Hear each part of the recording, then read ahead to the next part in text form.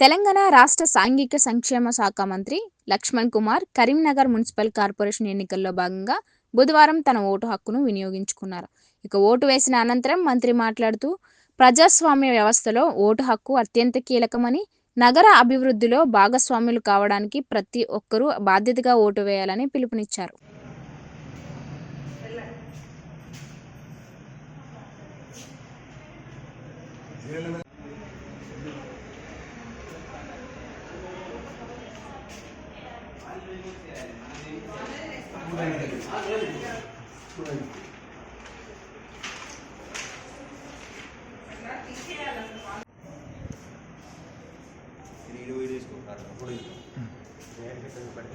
ఇక్కడ ముందు తీసుకోండి, ముందు తీసుకోండి.